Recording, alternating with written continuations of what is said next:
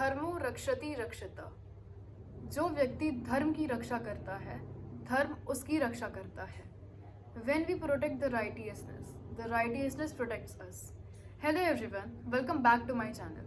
आज की इस वीडियो में हम द 4 पिलर्स ऑफ सनातन धर्म या सनातन धर्म के 4 स्तंभ उनके बारे में बात करेंगे। आज की इस दुनिया में हिंदुइज्म को लोग सिर्फ एक रिलीजन मानते हैं, बल्कि वो एक प्योर वे ऑफ लाइफ है जो हमें समझना चाहिए कि वो है क्या।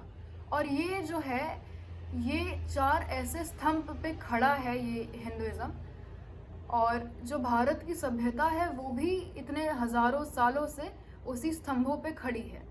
तो चलिए हम आज जानते हैं कि ये पिलर्स हैं क्या और वो क्या इम्पोर्टेंस देते हैं हमें हमारे जीवन में। और अगर आप इस बात को अच्छे से समझें तो आप सिर्फ हिंदुइज्म को ही नहीं बल्कि आप अपने लाइफ को भी एक अलग पर्सपेक्टिव से देखना शुरू कर देते हैं। तो चलिए वीडियो शुरू करते हैं। सबसे पहला पिलर है वो है धर्म का। धर्म करना मतलब राइटियसनेस, मतलब करेज के साथ अपना कर्तव्य करना।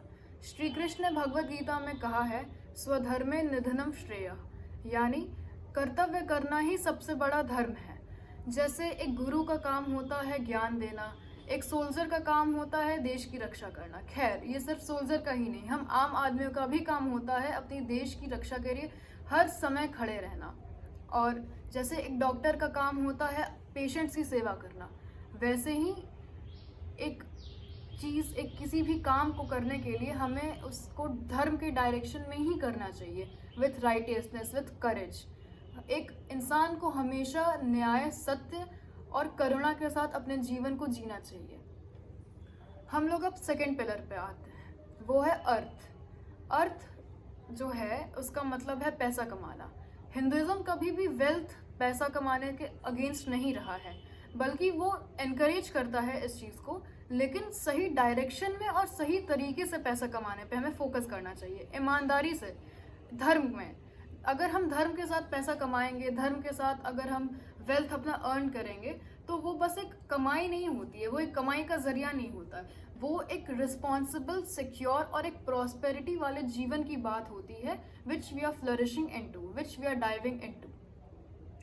अब हम लोग आते हैं अपने तीसरे पिलर पे, जो है काम। काम शब्द को अक्सर लोग गलत सेंस में लेते हैं, बल्कि ऐसा नहीं है।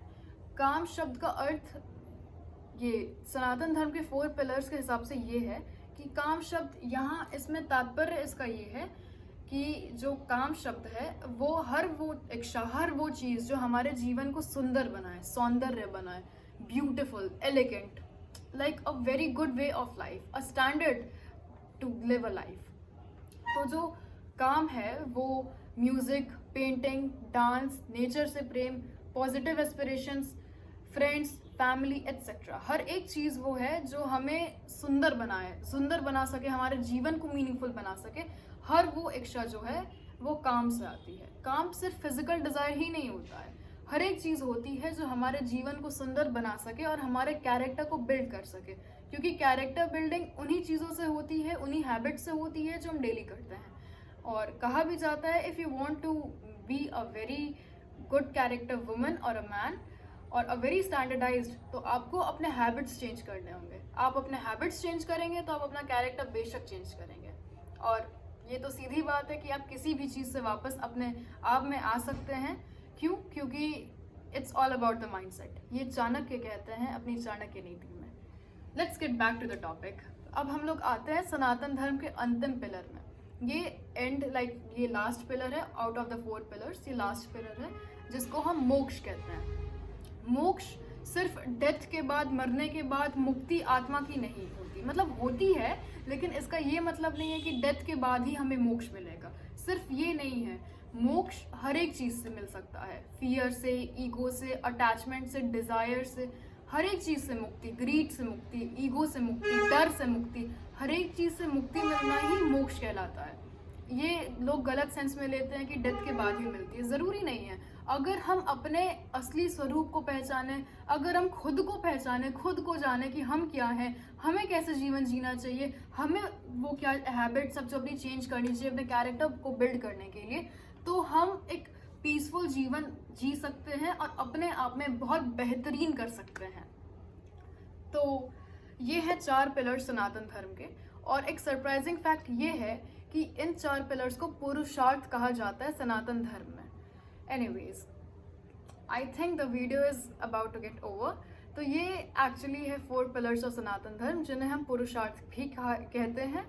और ये धर्म को सिर्फ एक मतलब मीनिंगफुल लाइफ के साथ साथ इसे एक प्योर, डिवाइन और एलिगेंट भी बनाते हैं। अब डिवाइन बनने के लिए तो of course we have to do certain things, क्योंकि ऐसे कोई भी इंसान डिवाइन नहीं बन सकता है।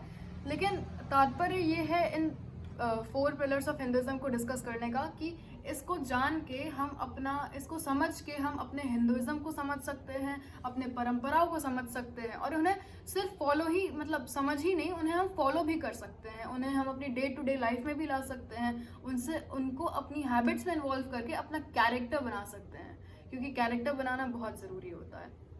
चरित्र पे दाग लगना बहुत बेकार बात है और चरित्र बहुत अच्छा होना बहुत अच्छी बात है। क्योंकि अगर कोई लूज़र, मतलब किसी का लूज़र नहीं, मतलब अगर कोई इंसान हो जिसमें बहुत अच्छा टैलेंट हो बट उसका चरित्र अच्छा ना हो, तो वो टैलेंट का कोई मतलब नहीं है। बल्कि एक नॉर्मल इंसान हो जिसमें टैलेंट कम हो लेकिन चरित्र बहुत अच्छा हो, नेचर बहुत अच्छा हो, तो वो इंसान एक्चुअल में बहुत अच्छा होता है। तो चलिए, लेट्स एंड दिस वीडियो। आप प्लीज़ अपने फैमिली और फ्रेंड्स के साथ इस वीडियो को शेयर करिएगा ताकि उन्हें भी हम उनकी कल्चर, संस्कृति, आइडेंटिटी, कौम के बारे में पता चल सके कि वो क्या हैं, उनकी फ़िलॉसफीज़ क्या हैं। और एक और सरप्राइजिंग फैक्ट ये है कि हिंदुइज़्म ही सिर्फ एक ऐसी फ़िलॉसफी है और ये बहुत कम दुनिया की फ़िलॉसफीज़ में ऐसे एक फ्रेमवर्क में ही आपको धर्म, अर्थ, काम, मोक्ष, मतलब कि राइटियसनेस, करेज, स्पिरिचुअल लिबरेशन, पीस मिलता है। और बहुत कम ही फ़िलॉसफीज़ हैं जो इन चारों चीज़ों को साथ में इम्पोर्टेंस देती हैं। तो if you like this video, I mean अगर आपको ये वीडियो पसंद आया प्लीज़ लाइक इट। कमेंट में बताइएगा कि आपको कौन सा पिलर सबसे ज़्यादा अच्छा लगा, और ये प्लीज़ आप शेयर करिएगा अपने फ्रेंड्स और फैमिली के साथ ताकि वो भी अपने संस्कृति को जाने और अपने परंपराओं को फॉलो भी कर सके। क्योंकि जानना ही सिर्फ नहीं होता है, फॉलो करने से भी होता है, तभी तो कैरेक्टर बिल्ड होगा। Like it's way too important for you guys. Yes it is. Anyways, तब तक के लिए ओम शांति, जय हिंद।